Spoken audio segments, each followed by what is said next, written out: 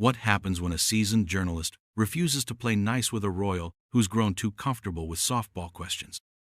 You won't believe what unfolds when Prince Harry sits down with Savannah Guthrie expecting another sympathetic platform, only to face the most brutal takedown in television history. This isn't just another celebrity interview gone wrong. This is a masterclass in journalistic integrity that left viewers' jaws on the floor and one very entitled royal scrambling for the exit.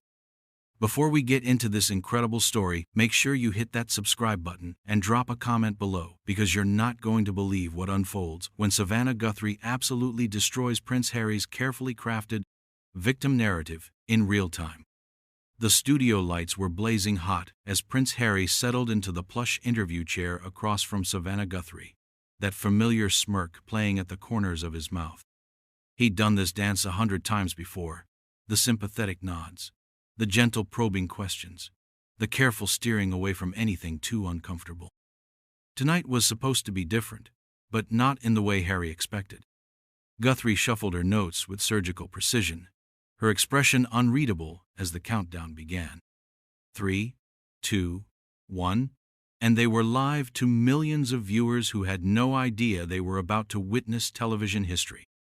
"Prince Harry, thank you for joining us tonight," Guthrie began, her voice steady but carrying an edge that immediately put Harry on alert. "I want to start with something that's been troubling a lot of people. You've built your entire post-royal brand on being the victim, haven't you?" The question hit like a sledgehammer. Harry's media-trained smile faltered for just a moment before he recovered, but Guthrie had already seen the crack in his armor. "I wouldn't characterize it that way, Savannah," Harry replied, his accent thickening slightly, always a tell when he was defensive. "I've simply been sharing my truth, my experiences of growing up in an institution that—" "Your truth?" Guthrie interrupted, and the way she said it made the phrase sound almost obscene. "Let's talk about truth for a moment. You've made millions, literally millions, from Netflix deals, book contracts, and speaking engagements, all based on trashing the family that raised you, protected you, and funded your privileged lifestyle for 30-plus years. At what point does sharing your truth become a calculated business strategy?" The studio fell deadly silent. Even the camera operators seemed to hold their breath. This wasn't the gentle questioning Harry had grown accustomed to. This was a journalist, doing what journalists used to do, asking the hard questions regardless of who sat in the guest chair. Harry's jaw tightened, his hands gripping the arms of his chair. "That's a very cynical way to look at it," he said, his voice dropping to that dangerous tone the royal family knew all too well. "I've been through tremendous trauma." "Trauma," Guthrie repeated, and again that word seemed to curdle in the air between them. "You mean the trauma of growing up in palaces? The trauma of having every door opened for you? The trauma of a family that bent over backwards to accommodate your wife's demands, only to watch you both burn it all down when you didn't get everything you wanted?" Harry's face was turning red now, that famous temper starting to show. "You don't know what you're talking about," he snapped. "The way my family treated Meghan?" "Let's talk about Meghan," Guthrie said. And suddenly the temperature in the studio seemed to drop 10 degrees. "Because that's really what this is all about, isn't it? You met a woman who convinced you that your family, your country, and your entire life up to that point were somehow inadequate. And instead of standing up to her, you chose to throw away centuries of duty and service to chase Hollywood dreams." The accusation hung in the air like a toxic cloud. Harry was completely still now, his eyes fixed on Guthrie with an intensity that would have made lesser interviewers back down. But Savannah Guthrie wasn't lesser anything. "My wife," Harry said slowly, his voice barely controlled, "has been subjected to racist attacks, media harassment, and institutional neglect that would have broken most people. The fact that you're sitting here minimizing that—" "I'm not minimizing anything," Guthrie shot back. "I'm asking why your response to alleged mistreatment was to sign multi-million-dollar deals to publicly humiliate the people who supposedly wronged you. If the royal family is as terrible as you claim, why not just leave quietly? Why the public crucifixion? Why the constant interviews, the documentaries, the tell-all books?" Harry was silent for a long moment. his breathing audibly heavy through his microphone. When he finally spoke, his voice was ice cold. Because they need to be held accountable. Accountable to who? Guthrie pressed. To you? To Megan? Or to the millions of people who bought your book, watched your Netflix series, and made you rich beyond your wildest dreams? Because from where I'm sitting, it looks like you found a way to monetize your family drama, and now you're stuck in a cycle where you have to keep feeding the beast. The mask was slipping now. Harry's carefully constructed public persona, the wounded son, the protective husband, the modern royal fighting ancient prejudices, was cracking under Guthrie's relentless assault. His media training was warring with his natural arrogance, and the arrogance was winning. "You're twisting everything," he said, his voice rising slightly. "You're making it sound like this is some kind of scheme. Isn't it?" Guthrie's question was razor-sharp. "You complain about media intrusion, then court that same media when it serves your purposes. You demand privacy, then share the most intimate details of your life for profit. You talk about protecting your family's safety, then broadcast their location and routines to the world. Help me understand how any of this makes sense unless it's all about the money." The studio was electric with tension now. You could feel it through the television screens across the country. This wasn't just an interview anymore, it was a reckoning. And Prince Harry was starting to realize that for once, he wasn't in control of the narrative. His hands were shaking slightly as he reached for his water glass, buying himself precious seconds to think. But Guthrie wasn't giving him any breathing room. She could smell blood in the water, and like any skilled journalist, she was moving in for the kill. "Let me ask you something else," she continued, her voice deadly calm. "When you look in the mirror, do you see a man who honored his mother's memory? Or do you see someone who used her death as emotional ammunition against your own family?" The question detonated like a bomb in the studio. Harry's face went white, then flushed crimson as the implications hit him full force. His mouth opened and closed several times, no sound emerging. For a moment, it seemed like he might actually get up and leave right then and there.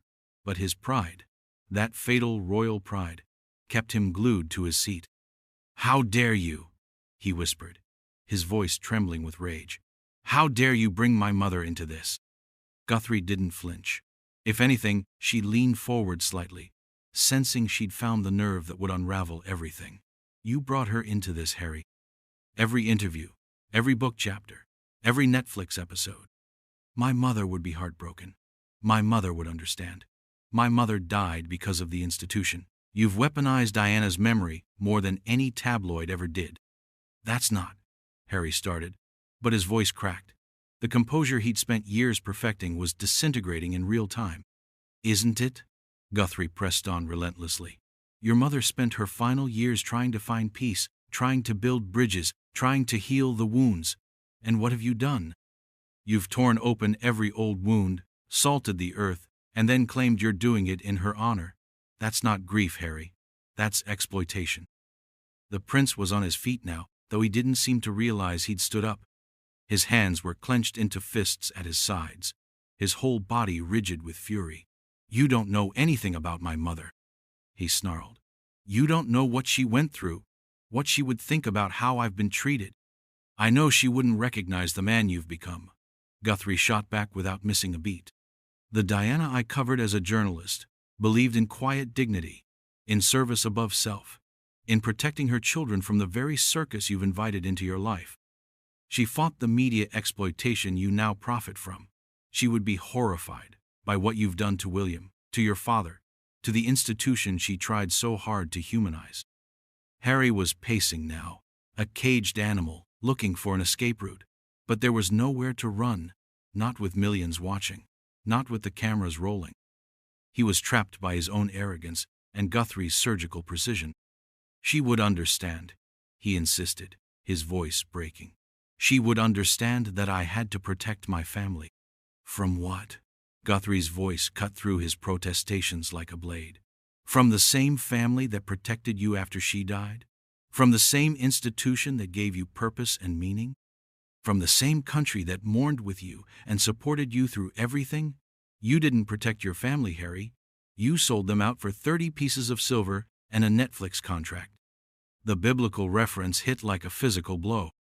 Harry stopped pacing, his face contorting with rage and something that might have been shame. "You have no right," he said, his voice low and dangerous, "no right to sit there and judge me." "I'm not judging you," Guthrie replied calmly. "I'm asking the questions that millions of people are thinking but are too polite to ask.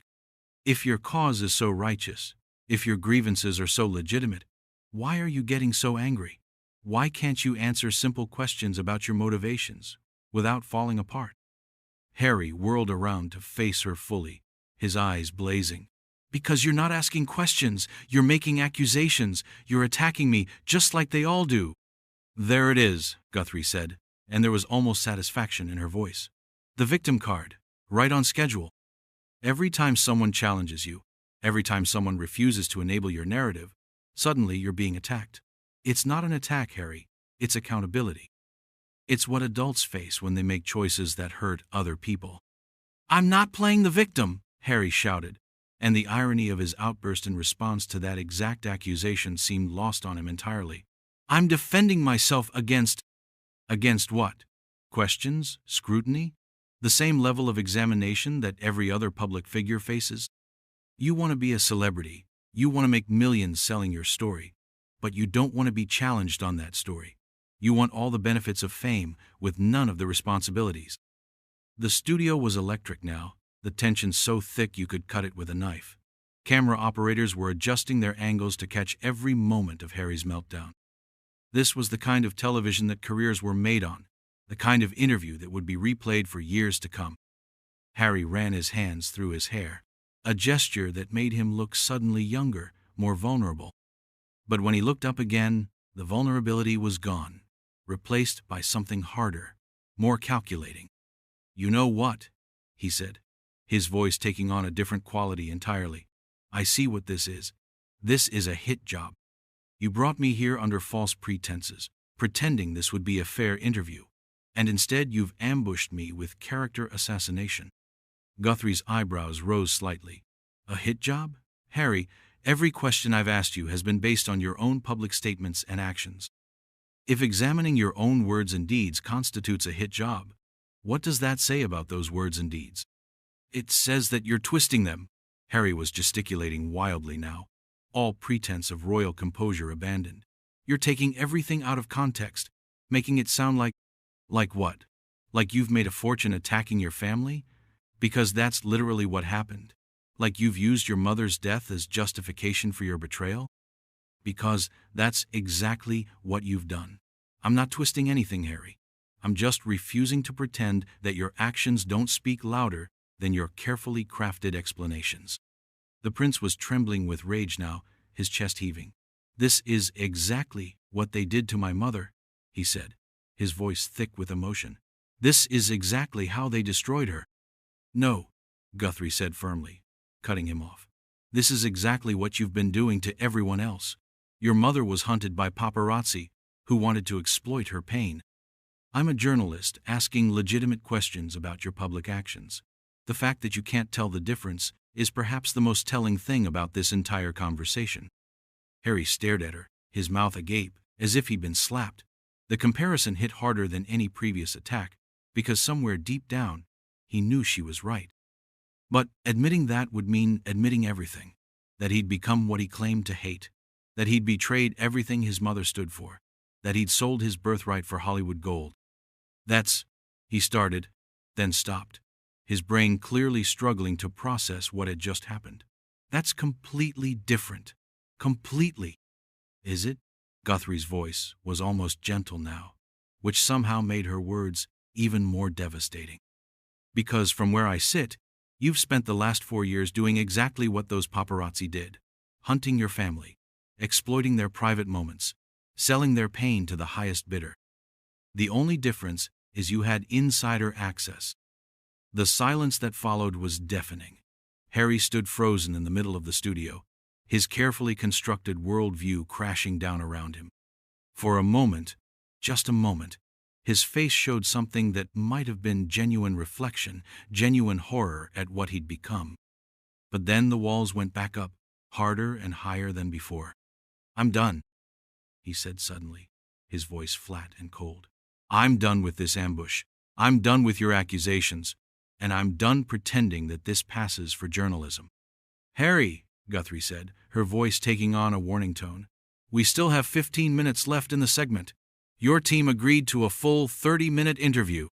My team didn't agree to a character assassination, Harry snapped, already moving toward his chair to grab his jacket. This isn't journalism. This is a tabloid hit piece dressed up as serious news. Guthrie remained perfectly calm, which only seemed to infuriate Harry more. So when you can't answer the questions, you attack the questioner? When you can't defend your actions, you discredit the forum? That's very revealing, Harry. Revealing? Harry laughed, a harsh, bitter sound that echoed strangely in the studio. You want to know what's revealing? What's revealing is that this is supposed to be a respected news program, and instead you've turned it into a gossip show. You've proven my point better than I ever could have. Have I? Guthrie asked, and there was steel in her voice now. Because what I've proven is that when faced with legitimate scrutiny, you fall apart. When someone won't coddle you and validate your victim narrative, you run. Just like you ran from your family, just like you ran from your country, just like you run from every difficult situation that requires actual accountability. Harry froze with his jacket halfway on, his face contorting with rage. Don't you dare. What? Tell the truth? That's what this whole meltdown is about, isn't it? Someone finally told you the truth to your face instead of feeding you the comfortable lies you've been living on. The prince was shaking now. Whether from anger or something deeper was impossible to tell. When he spoke, his voice was barely controlled. The truth? You want the truth? The truth is that my family destroyed my mother, and when I tried to protect my wife from the same fate, they tried to destroy her too. The truth is that I've spent my entire life being used as a prop for an institution that doesn't give a damn about the human cost of their precious traditions. And the truth is, Guthrie fired back immediately, that instead of working within that system to change it, like your mother tried to do, like your brother is trying to do, you decided to burn it all down for personal profit. You didn't protect anyone, Harry. You exploited them, including yourself. The final accusation hit like a thunderbolt. Harry went completely still, his face cycling through emotions too quickly to track. Rage, shame, denial, fury. They all flickered across his features before settling into something cold and hard. You know what? He said, his voice deadly quiet. You're right about one thing. I am done being used. I'm done being a prop. And I'm sure as hell done sitting here being lectured by someone who's never faced a fraction of what I've been through. He shrugged his jacket on fully, his movements sharp and angry. Congratulations, Savannah. You got your viral moment. You got your clickbait headlines. I hope the ratings are worth whatever's left of your journalistic integrity. Harry, wait, Guthrie started, but she was speaking to empty air. The prince was already striding toward the studio exit, his security detail scrambling to keep up. This interview is over, Harry called back over his shoulder, not bothering to look back. And so is any pretense that this network does actual journalism. The heavy studio door slammed shut behind him, with a resounding bang that seemed to echo forever in the sudden silence. Guthrie sat perfectly still for a moment, then slowly turned back to face the camera, her expression unreadable. Well, she said finally, her voice carefully controlled, I think that speaks for itself. She paused, gathering herself with the practiced ease of a veteran broadcaster who'd seen everything. When she continued, her voice was steady and professional, but there was an undercurrent of something that might have been satisfaction. Prince Harry was scheduled to discuss his upcoming charitable initiatives and his thoughts on family reconciliation. Instead, as you've just witnessed, he chose to storm out when faced with questions about the contradictions between his public statements and his actions over the past 4 years. She looked directly into the camera, her gaze unwavering. As journalists, our job isn't to provide comfortable platforms for public figures to promote their latest projects. Our job is to ask the hard questions, to hold powerful people accountable, and to seek truth even when that truth is uncomfortable. The studio remained deathly quiet except for the hum of cameras and the distant sound of Harry's motorcade roaring away from the building. "That's our show for tonight," Guthrie concluded, her professionalism never wavering despite the chaos that had just unfolded. "Thank you for watching what may have been one of the most revealing interviews of the year. Revealing not because of what was said, but because of what couldn't be answered." As the credits began to roll, social media was already exploding. Within minutes, clips of Harry's meltdown were trending worldwide. The phrase, "How dare you bring my mother into this?" became an instant meme. Think pieces about royal privilege and media accountability began appearing before the show had even finished airing. But in the NBC studios, Savannah Guthrie simply gathered her notes, stood up from her chair, and walked calmly toward her dressing room. She'd done her job, asked the questions that needed asking, refused to be intimidated by title or tantrum, and let the audience see exactly who Prince Harry really was when the cameras were rolling and he couldn't control the narrative. Behind her, the empty chair where Harry had sat seemed to say everything about a man who could dish it out but couldn't take it, who could attack his family for profit but couldn't handle being asked to explain himself. The prince had gotten exactly what he deserved, a masterclass in real journalism from someone who refused to play his game. The interview was over, but its impact was just beginning.